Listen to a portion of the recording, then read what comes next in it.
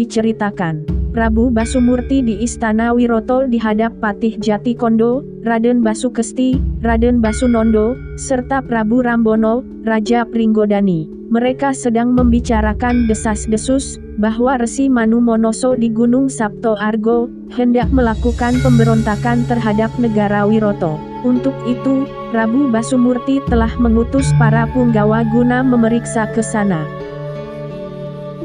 Pada saat itulah, Patih Jatikondo menyampaikan kepada Prabu Basumurti bahwa ia telah mengirim 2 punggawa untuk menyelidiki Gunung Sapto Argo, yaitu Aryo Kawoko dan Aryo Wisrobo.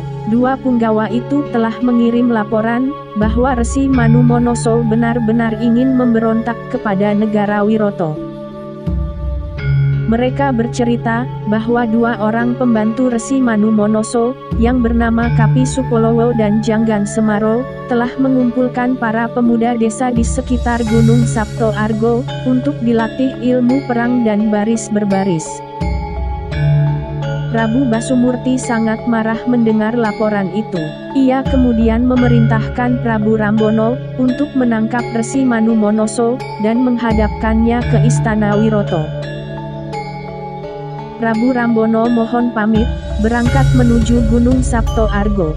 Prabu Basumurti lalu membubarkan pertemuan dan masuk ke dalam kedaton, disambut oleh sang permaisuri Dewi Jatisworo.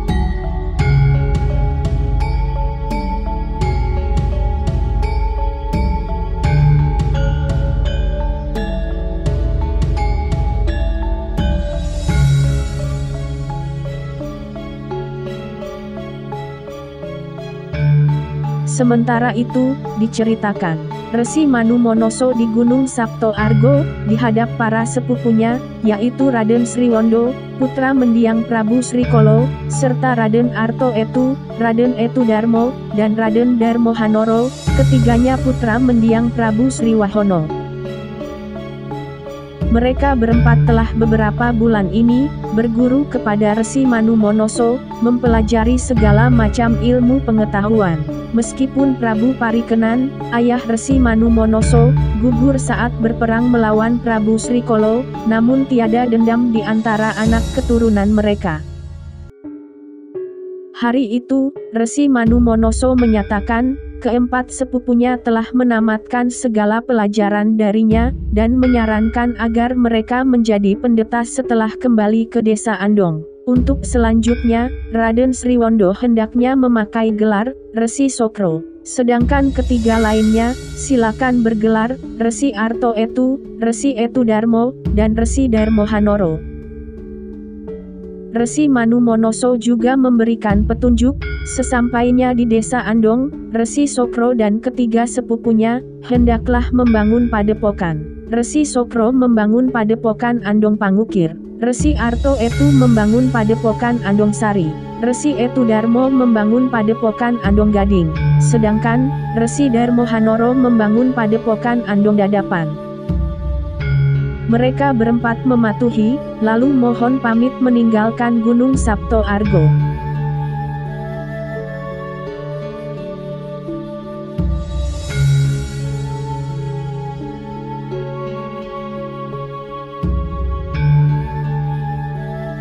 Diceritakan, Prabu Rambono beserta Patih Saswomertiu dan pasukan raksasa Pringgodani, telah sampai di kaki Gunung Sapto Argo, dan melihat seekor kera putih dan seorang laki-laki pendek bulat, sedang melatih para pemuda desa tentang ilmu perang dan baris berbaris. Tanpa banyak tanya, Prabu Rambono langsung memerintahkan pasukannya, untuk membubarkan perkumpulan itu. Kera putih dan laki-laki bulat pendek itu, tidak lain adalah Putut Supolowo dan Janggan Semaro. Begitu mendapat serangan mendadak dari para raksasa, mereka lalu memberikan perlawanan.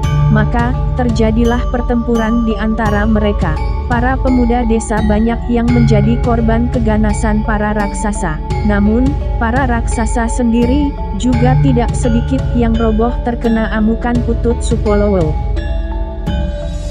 Demi mencegah jatuhnya korban lebih banyak, Putut Supolowo segera mengerahkan kesaktiannya, berupa angin Garudo, yang membuat Prabu Rambono dan seluruh pasukannya, terhempas sejauh-jauhnya dari wilayah Gunung Sapto Argo.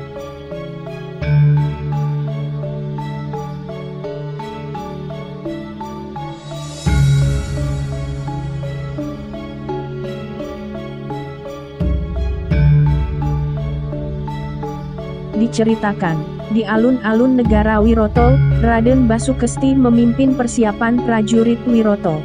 Prabu Basumurti sangat marah, mendengar berita kekalahan Prabu Rambono. Ia lalu memerintahkan Raden Basukesti, supaya memimpin pasukan Wiroto untuk mengempur Gunung Sapto Argo. Raden Basukesti mematuhi, namun dalam hati, ia masih tidak percaya kalau Resi Manumonoso menyusun pemberontakan. Raden Basukesti kemudian berangkat, didampingi Raden Basunondo, memimpin pasukan Wiroto. Namun, di tengah jalan, Raden Basukesti memerintahkan berhenti. Ia berniat melakukan penyelidikan terlebih dahulu, apa benar Resi Manumonoso menyusun pemberontakan atau tidak. Untuk itu, Raden Basunondo diminta menunggu bersama seluruh pasukan, sedangkan Raden Basukesti melakukan penyamaran ditemani dua orang abdinya, yang bernama Indu dan Sindu.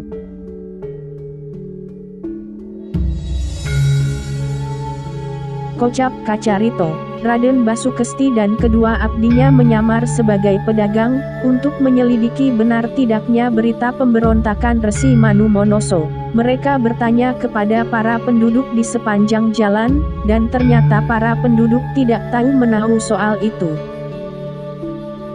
Ketika Raden Basukesti bertanya, mengapa para pemuda desa berlatih perang dan baris berbaris, para penduduk menjawab, bahwa itu bukan latihan perang, melainkan latihan bela diri untuk menghadapi gangguan raksasa ganas, bernama Dityo Darwoko.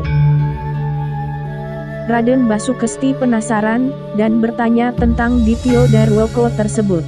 Para penduduk menjawab, bahwa sudah beberapa bulan ini ada raksasa ganas bernama Dityo Darwoko, yang sering mengamuk mencelakai banyak orang. Tidak ada seorang pun yang mampu menandinginya. Untuk itulah, para pemuda lalu berlatih ilmu bela diri kepada Putut Supolowo dan Janggan Semaro di kaki Gunung Sapto Argo, supaya bisa mengalahkan raksasa itu. Pada saat itulah, Dityo Darwoko datang dan mengamuk, membuat para penduduk berlarian. Raden Basukesti segera menghadapinya. Mereka bertarung sengit, di mana Raden Basukesti terdesak kewalahan. Raden Basukesti lalu melepaskan panah, yang tepat mengenai leher raksasa itu hingga tewas. Secara ajaib, jasad Dityo Darwoko musnah dan berubah menjadi seorang dewa, yaitu Batoro Mohodowo, putra Batoro Guru dari Batari Umoranti. Batoro Mohodowo berterima kasih kepada Raden Basukesti, yang telah membebaskan dirinya dari kutukan, karena tanpa sengaja telah berbuat kesalahan terhadap Batoro Guru di Kahyangan Jonggring Saloko. Sebagai hadiah, Batoro Mohodowo memberikan cincin manik loro, untuk dipakai Raden Basukesti. Barang siapa memakai cincin itu, maka, dia akan menurunkan raja-raja di tanah Jawa.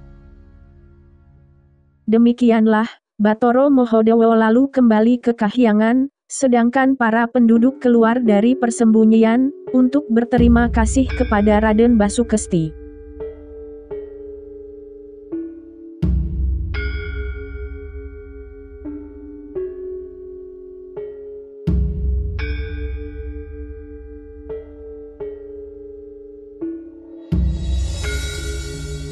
Diceritakan, Raden Basukesti telah sampai di pertapaan Ratawu, di puncak Gunung Sapto Argo. Resi Manumonoso sangat gembira menyambut saudara sepupunya itu. Raden Basukesti berterus terang, bahwa kedatangannya adalah untuk menyelidiki desas-desus, tentang Resi Manumonoso, yang kabarnya hendak memberontak terhadap negara Wiroto. Resi Manumonoso sangat terkejut, dan menyatakan bahwa berita itu tidak benar. Raden Basukesti lalu bertanya, mengapa Resi Manumonoso melatih para pemuda desa tentang ilmu bela diri seperti hendak membentuk angkatan perang. Putut Supolowo dan Janggan Semaro yang juga hadir segera menjelaskan, bahwa merekalah yang bertanggung jawab melatih para pemuda desa itu. Awalnya, para pemuda desa itu mengeluh, sering diganggu raksasa yang bernama Dityo Darwoko. Mereka lalu ingin berlatih ilmu bela diri kepada Putut Supolowo dan Janggan Semaro. Lama-kelamaan, para pemuda desa yang ikut berlatih semakin banyak, sehingga terkesan seolah-olah Resi Manumonoso hendak membentuk angkatan perang. Putut Supolowo juga bercerita, pada suatu hari, datang punggawa negara Wiroto, bernama Aryo Kawoko dan Aryo Wisrobo. Mereka marah-marah, dan memerintahkan supaya latihan para pemuda itu dibubarkan. Putut Supolowo tersinggung atas sikap tidak sopan mereka, dan membalas dengan ucapan kasar pula. Akibatnya, terjadilah perselisihan dan berlanjut dengan perkelahian di antara mereka. Raden Basukesti yakin, telah terjadi kesalahpahaman antara negara Wiroto dengan Gunung Sabto Argo, dikarenakan penyelidikan Aryo Kawoko dan Aryo Wisrobo yang kurang cermat. Untuk itu, Raden Basukesti mengajak Resi Manumonoso pergi ke Istana Wiroto menghadap Prabu Basumurti, dan menjelaskan semua persoalan, supaya tidak lagi terjadi kesalahpahaman. Resi Manumonoso bersedia memenuhi ajakan itu. Maka, mereka kemudian berangkat meninggalkan pertapaan Ratawu, menuju Istana Negara Wiroto.